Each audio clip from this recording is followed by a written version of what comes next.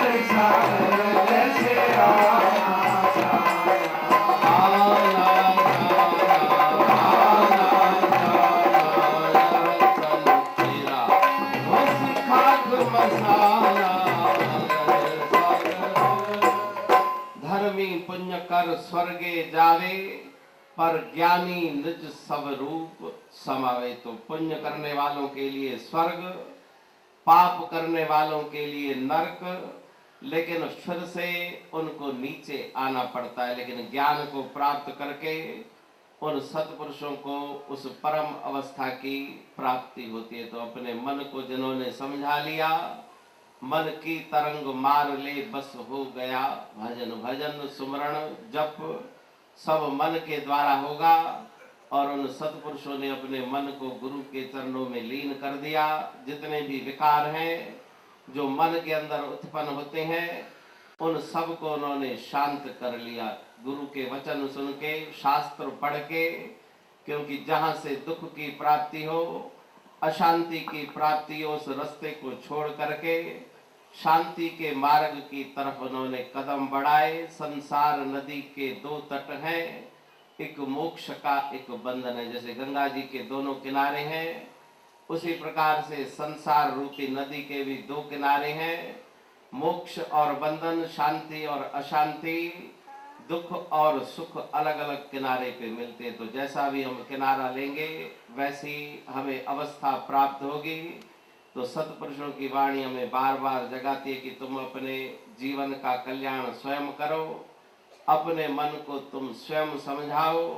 गुरुदेव की कृपा भी होगी, लेकिन अपनी कृपा को तुम्हें जगाना बहुत जरूरी है। केवल दूसरों की कृपा और दूसरों के द्वारा ही तुम्हारा कल्याण नहीं होगा। पहले चाहिए अपनी कृपा, उसके बाद गुरुदेव और ईश्वर की अनंत कृपा। उस परमार्थ के पथ पर चलने वालों के लिए जो साधना करते हैं, जो अपने मन को समझाते हैं, बीच में अगर भटक भी जाएं तो गुरु उन्हें राह दिखाते हैं, क्योंकि मन की जो वो वृत्ति है मूल रूप से साधना के लिए बनी हुई है। बीच में अगर बिगड़ी तो गुरु और ईश्वर आकर सहायता करते हैं, लेकिन शुरू से ही अगर मन की वृत्ति को नहीं बनाया तो फिर कृपा होने वाली नहीं। कृपा के लिए अपना साधन भी चाहिए।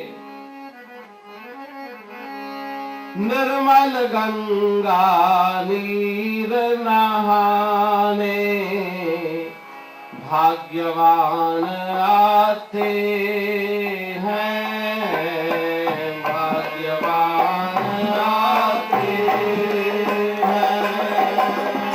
निर्मल गंगा नीर नहाने भाग्यवान आते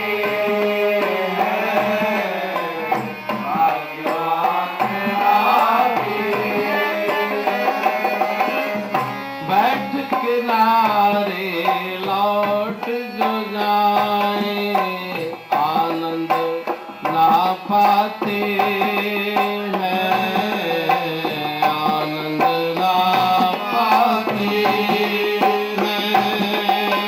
बैठ किनारे लौट जो जाए